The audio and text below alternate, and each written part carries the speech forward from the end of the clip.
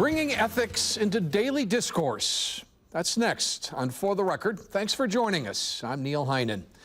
There are two aspects to today's program I find especially noteworthy. The first and most obvious is the simple attention paid to the need for ethical thinking and behavior, and the implied suggestion, at least for me, that we as a nation lack that commitment. The second is the fact that one of the leading think tanks on ethics is headquartered right here in Madison. The Institute for Global Ethics moved to Madison from Maine last year, and I'm pleased to have on For the Record President and CEO Anthony Gray to tell us more about the Institute and why it's here. Mr. Gray, welcome. Well, thank you, Neil. And it's I guess pleasure to be here. Welcome back for people who don't know your background. You are a graduate of the UW Law School. I am. So just give us a little brief thumbnail of your career and what the Institute is. Well, my career here in Wisconsin certainly was last at the UW Law School. Prior to the UW Law School, I studied moral philosophy ethics at Yale University, and I have a BA from the University of Connecticut back east. Okay. And when I was out here in law school, I just loved this town. It is such a welcoming place for the kind of work that I do that I knew I wanted to come back, and I happen to have met my wife here. So now that we have two little ones, a 3- and a 5-year-old, the opportunity to come back to Madison was one we could not pass up. And did you take the job at the Institute right out of law school? I did not. Okay. I practiced law at a very large East Coast firm for a few years. I then went in-house at the largest client of that firm, which is a $100 billion defense contractor. And I was the chief ethics officer for an aerospace subsidiary that they run.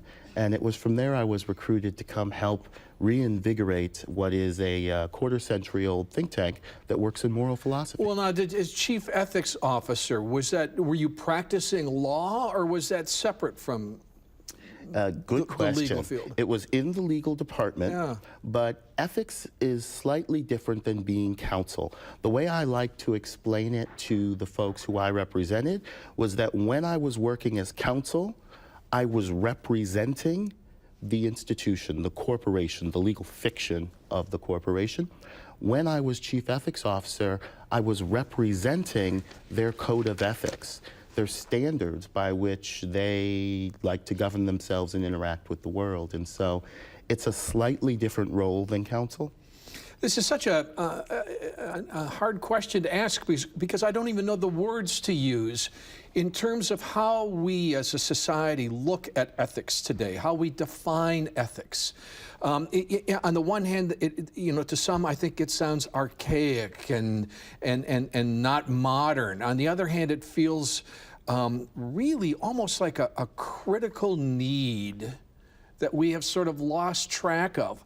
How do you define ethics and its sort of place in our world today? Well, it's interesting. There's a series of different well-known theories about how to think about ethics.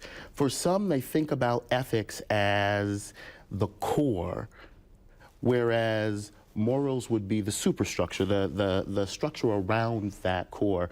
Other people think about the distinction between moral and ethics as source of origin, believing that morals are of divine origin, ethics are of secular.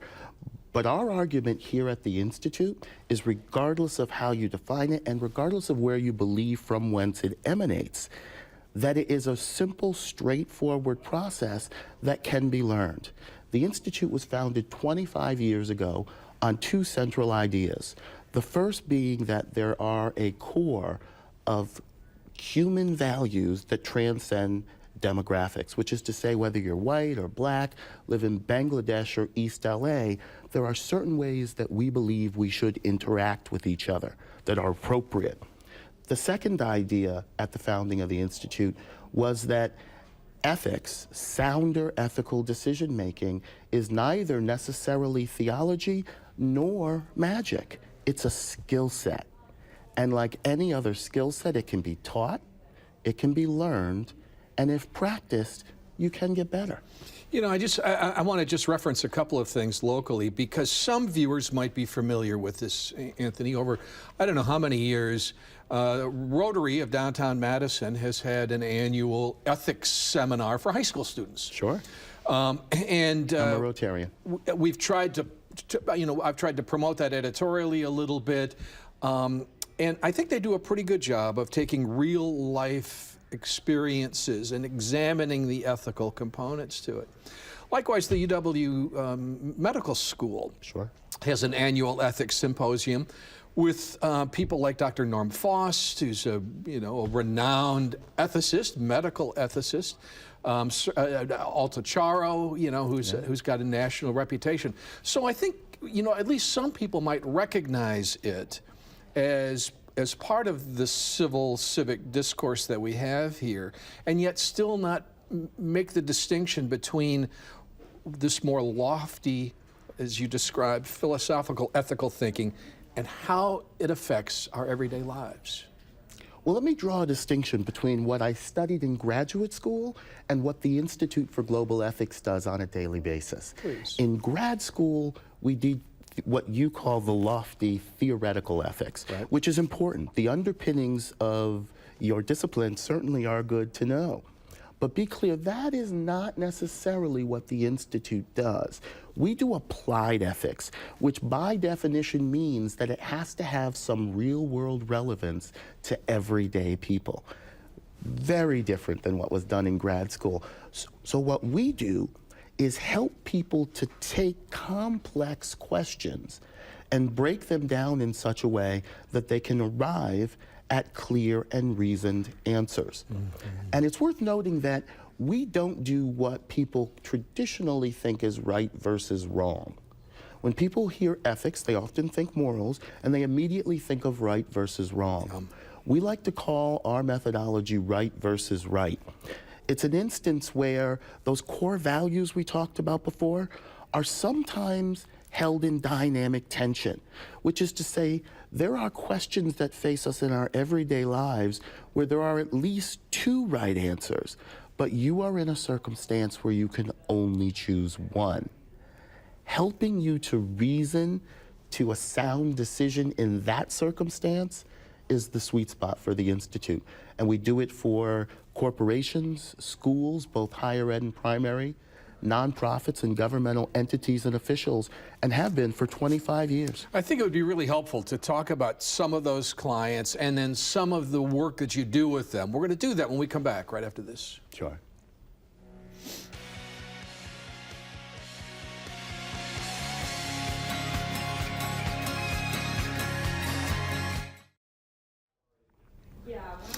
I am back with Anthony Gray, who is the president and CEO of the Institute for Global Ethics, which is headquartered here in Madison after 25 years in Maine with an office in New York, but now has moved to Madison for some fascinating reasons that I'm looking forward to exploring more over the years as the Institute does its work here. But I was just thinking, Mr. Gray, that for some people, their thinking about ethics, I think, can focus on politics, in particular politics and sort of the public discourse, the popular culture that politics has become. And we can get almost too focused on that that's the only place we talk about ethics. Help us even think through how we consider ethics in that form and in other forms of our civil society. Well, certainly we do a tremendous amount of work in the political realm. One of the things I did last year was hired to do ethics training for the incoming House and Senate of the Kentucky legislature. So that was a fabulous session because obviously in public service, the number of dynamic ethical issues that you are faced with on an hourly basis can be staggering. So having some framework within which to look at some of these difficult questions can be quite helpful. I find that very encouraging that a legislative body would invest in that kind of training. Yeah, it was a fabulous experience, and we're begun to do that all over the country. But at the Institute, we certainly work with corporations, we work with schools, both primary and higher ed, we work with nonprofits and governmental agencies and officials for ethics training, as well as lectures and essentially teaching is what we do. And the second half of our portfolio is grant-funded ethics research, which brings us back to the comment I made earlier about theoretic versus applied. They don't fund theoretic ethics for us as an applied ethics think tank. That's in the realm of the academy. What we do has to be directly relevant to everyday people. So for our methodology to be effective, we have to be able to use it from the C-suite all the way down to the shop floor. And for a quarter century, we've been quite successful at doing that. It's an exciting discipline in which to work. And for us, Madison was a logical choice. There was, of course, discussion on my board about perhaps moving to DC or New York, which, given the media markets and proximity to decision makers, certainly held some allure. But having spent my 3 years in law school here, I never had any question that I wanted to come back here. This is a university town. There are fabulous scholars. And it's the kind of town where what we do is welcomed and encouraged. People have been very, very helpful to the Institute. Can you give us some example of ethical questions, ethical issues that you will help these organizations and schools deal with? And are they consistent, at least to some degree, throughout these conversations? The structure of the questions is consistent throughout the discussion. The specific questions are always tailored to the individual organization. One of the things we do in our seminars is go through a values identification process. So before we can help your organization to inculcate the values that you say are yours into, down, and through middle management of your organization, we have to be clear about what those values are. So there's a process we do through the workshop at identifying what the institutional values are. And then we like to say we're in the culture business. We can help you to infuse those core values into the way you interact with all of your stakeholders, be you a school or a business or a government. Right? There's various levels of stakeholders, and it's important. When I walk into an organization, if I can't ask the CEO, the folks in beleaguered middle management, and the folks in entry-level jobs what the values of the organization are and how they are lived out on a daily basis and get the same answer, they're not quite your values yet. They're aspirational values, and there's nothing wrong with that. But we help folks take that aspirational value and instill it into operational culture. In the media world, Anthony, there are codes of ethics. The Society for Professional Journalists has a code of ethics. The organization I belong to, the Association of Opinion Journalists, has a code of ethics. Are they of value? Do codes of ethics work? And do you run into some that you would say, you know, you need to think this through? They do. And we do. One of the consulting pieces we do is we regularly help organizations write codes of ethics. But of course, that has to come after we're clear about what the values are you're trying to instill. One of the more interesting projects we've been working on lately, and it's public information, so I'm free to talk about it, is for ASFA, which is the professional organization for America's diplomatic corps. It represents not the ambassadors, but the professional diplomats at the State Department and USAID. They're a 10-year client of the Institute. We work with them regularly on training. I did a training by video conference that was beamed around the world last year. And we're working with them on writing a universal code of ethics. And in diplomacy, you can imagine the intricacies of trying to have some set values by which to guide behavior. Yeah. There's a program that just intrigues me in its the citywide initiatives. Yes. Now, I don't know if that is part of the kind of training you're talking about, or if this is secondary. But explain that, because being in Madison, and it's a place that I would think a citywide initiative might find fertile ground. Yes, yes. I'm actually working with a dear friend and mentor of mine, Sally Martiniak, on bringing the citywide initiatives here to Madison. But here's what they are. They are in some ways a clever repackaging of what we've been doing for a quarter century. Traditionally, we go out and the individual organizations that need our help most to work on their culture would be asked to support our ability to provide that training. Sometimes the organizations that need it most have the least ability to afford it. So what I thought of was cutting out the middleman. With the citywide initiatives, we go into a specific geographic region. We're doing it in Kansas City, Missouri. We're doing it in Philadelphia. We're doing it in starting in Flint, Michigan, which is going to be a very interesting project. You bet now. We go to the philanthropists who traditionally support these organizations anyways, arrange for the financing to provide this training so we can then offer it free of charge to the end user. And what we'll do is go into a specific geographic region and hit every segment of the civic infrastructure. Every school, every nonprofit, every hospital, every foundation, everything, the chambers of commerce, so we can move into a city through the citywide initiatives and overnight become the largest nonprofit in that city. And if we hit the decision makers in the various segments of the civic infrastructure, we believe we can multiply the effect that our training has. When we come back, I want to talk a little bit about Church Farm School, and then about ethical exemplars. Oh, yes. So we'll do that when we come back right after this.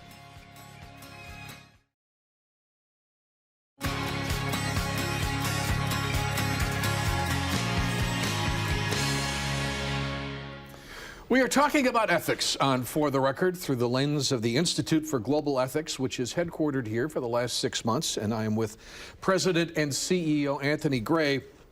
Just another couple of examples, and I know you won't be able to go into a lot of detail here, Anthony, but the Church Farm School, which I think is, I saw as somewhat equivalent to the Rotary High School Ethics concept, in that it's a high school-based program. If you could talk about that a little bit, and then the ethical exemplars. Church Farms is a probably 15-plus year client of the Institute for Global Ethics. Their Dean of Students and Ethics is a gentleman named Doug McGee, who has been trained in our methodology and has been teaching it at the school for the better part of a decade. He is a gifted educator. He helps us to tailor our methodology to primary schools around the country such that you want what you talk about to be relevant to your audience.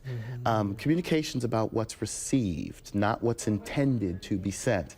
So having folks to help me from the corporate world, from academia, from primary schools, from the nonprofit and philanthropic world, helps me to keep these sessions relevant regardless of the client. And this is positioned as an attraction to a school, that it would have this kind of programming as part of its curriculum. Sure. They're fiercely proud of the work they do on values and ethics. And while I'm biased, I think they should be. They do tremendous work, and we're proud to be a part of it. Now, the exemplars is new. Oh, the Ethical Exemplars Project is brand new. Yeah, tell me about that. It is my new passion. It's what I hope to be doing, the big thing for 2016.